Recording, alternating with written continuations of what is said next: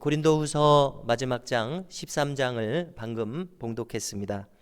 이제 사도 바울은 고린도후서 전체를 마무리하면서 최후의 선언을 합니다.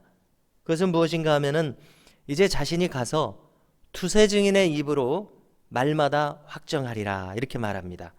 자, 이것은 무슨 의미겠습니까? 그동안에 많은 기도와 노력으로 또 동역자들의 헌신으로서 고린도 교회의 문제는 많은 것이 해결되었습니다. 많은 사람들이 회개하고 돌아왔습니다. 그렇지만 이제 몇 사람만이 고집스럽게 남아있는 상황입니다. 이제는 최후의 수단을 공표했다는 것은 바울이 이제 고린도 교회에 찾아가게 되면은 그 사람들에 대해서는 말마다 확정할 것이라는 것입니다. 시시비비를 분명하게 가리겠다는 뜻입니다. 두세 증인을 필요로 하는 것은 모세오경에 나타난 것과 똑같이 어떠한 사실을 그대로 드러내려면은 한 사람의 말만 들어서는 안 될 것이고 두세 증인의 말이 합치하는지를 볼 것입니다. 그것에 따라서 시시비비의 판단을 가리게 될 것입니다. 그리고 이제 바울이 말하는 것은 그렇게 해서 과실이 밝혀지게 되면 이제 그 사람에 대해서는 더 이상은 용서하지 않겠다라고 말합니다. 자, 우리가 신앙인으로서 더 이상은 용서하지 않겠다는 의미는 무엇입니까? 그가 이제 더 이상은 회개하기를 거부하는 상황인 것을 알 수 있습니다. 그래서 이것은 교회적으로는 그를 출교할 수밖에 없다는 뜻이 됩니다. 회개를 계속 권하고 있습니다. 그런데 그가 회개를 거부하기 때문에 더 이상은 한 몸을 이룰 수가 없는 것입니다. 자, 하나님도 비슷하시지 않습니까? 사랑과 긍휼이 풍성하시고 무한하신 하나님이시지만 영원토록 참고 견디시는 것은 아니십니다. 하나님께서 십자가에서 큰 사랑을 우리에게 주셨지만 만일 어떤 사람이 끝까지 회개하지 않는다면 흰 보좌 심판대가 기다리고 있는 것입니다. 자, 저 바울왕에게 모세를 통해서 10가지 재앙이 이르도록 얼마나 하나님께서 살아계신 것이 뚜렷하게 드러나도록 하나님께서 기적으로서 역사하셨습니까? 그러면 바로 왕이 거듭 자기가 이스라엘 백성들을 이제 보내주겠다고 했던 것을 그가 진심으로 고백하고 하나님을 인정해야 되지 않습니까? 그러나 바로 왕은 끝까지 고집하는 것을 알 수 있습니다. 자, 그렇게 우리가 성경에서 이렇게 보는 것처럼 회개가 불가능한 사람이 있습니다. 그렇다면은 이제 마지막 심판 외에는 다른 처분이 그에게 없는 것입니다. 자, 우리가 꼭 기억해야 될 것이 이것입니다. 주님의 자비와 관용이 결코 무한한 것이 아니라는 것, 그리고 마지막 심판의 때가 있다는 것입니다. 그래서 지금 바울은 고린도 교회에 대해서 마지막 남은 몇 사람에게 이 서신을 통해서 결국은 한 번 더 기회를 주는 것 아니겠습니까? 내가 가기 전까지 회개하라. 그렇지 않으면은 이제 내가 가면은 용서치 않을 수밖에 없다. 출교할 수밖에 없다. 이렇게 말하는 것입니다. 자, 그다음으로 우리가 5절 말씀을 보시게 되면 참 소중한 말씀입니다. 너희는 믿음 안에 있는가? 너희 자신을 시험하고 너희 자신을 확증하라 말합니다. 자, 우리가 우리 자신의 믿음이 진실한지를 시험하는 방법이 무엇이 있겠습니까? 어떻게 하면 우리의 믿음이 확실하다는 것을 확실히 증명할 수가 있겠습니까? 우리가 신사참배를 강요받고 있다고 한번 가정을 해보겠습니다. 자, 우리가 이제 일제강점기 때에 신사참배를 강요받을 때 한국교회 노회와 총회가 그것을 옳다고 가결을 한 일이 있었지 않았습니까? 그 명분은 국민의례라는 것입니다. 종교행위가 아니라 국민의례다. 이런 명분을 붙여서 신사참배를 가결했습니다. 자, 그렇게 함으로써 교회의 지도자들이 목숨을 부지했습니다. 훗날을 기약할 수도 있게 되었습니다. 자, 그렇지만은 분명한 사실은 무엇이 됩니까? 공개적으로 그들의 신앙을 부정한 것 아니겠습니까? 네. 자, 한국교회 지도자들이 안타깝게도 그렇게 했습니다. 자, 그런데 영혼을 팔지 않기 위해서, 양심을 속이지 않기 위해서, 한순간을 모면하기 위해서, 그 짧은 순간에 거짓말하지 않기 위해서 어떤 분들은 순교를 했습니다. 자, 만약에 우리가 이처럼 박해 시대를 지낸다고 하면은 자기의 믿음을 확증할 기회가 우리에게 다가올 것입니다. 그렇지만 아무런 위협도 없는 이 평소에는 우리가 우리 자신이 참된 믿음을 가졌는지를 어떻게 시험하고 확증할 수가 있겠습니까?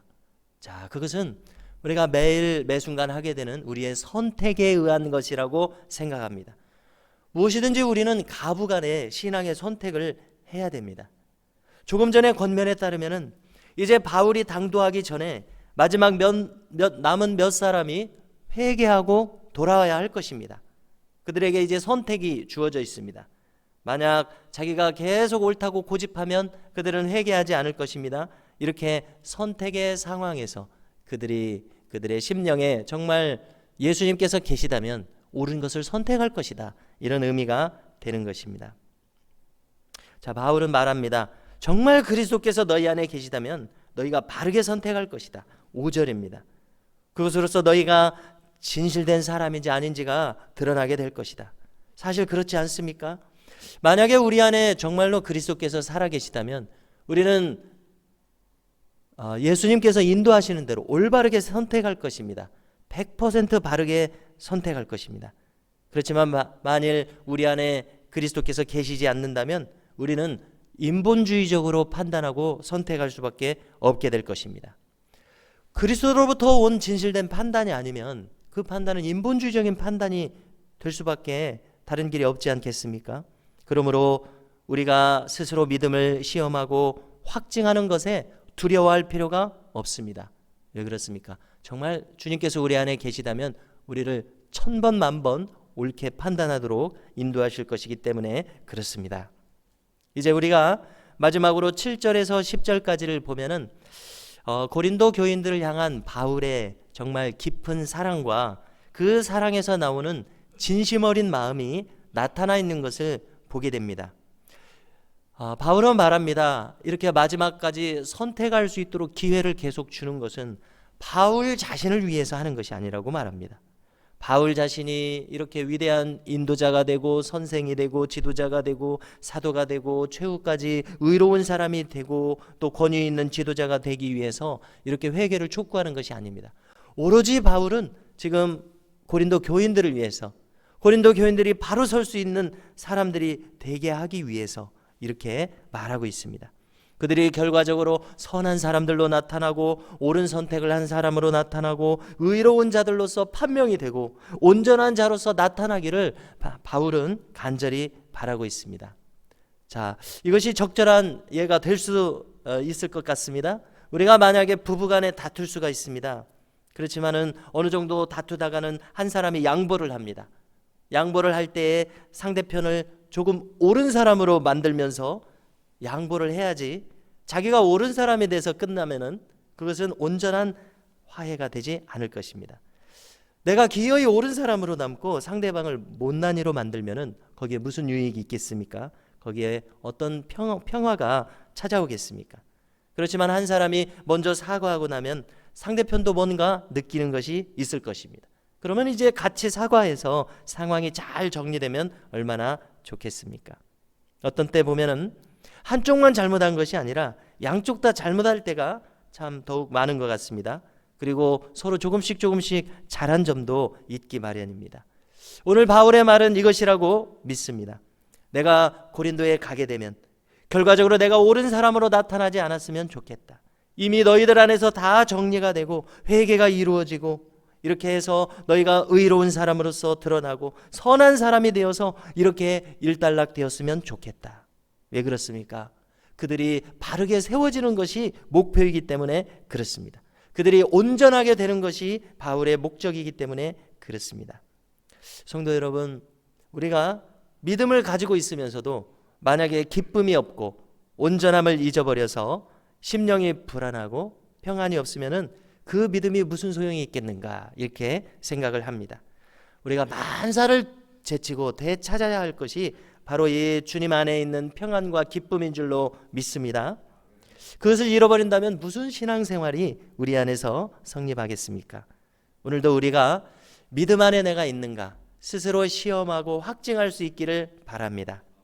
언제나 우리가 주님 안에 있다면 우리가 올바른 것을 선택할 수 있도록 인도하실 것입니다. 그러므로 우리가 올바른 믿음을 가졌는지 우리 스스로를 시험하고 확증하는 것을 두려워할 필요가 없다고 믿습니다.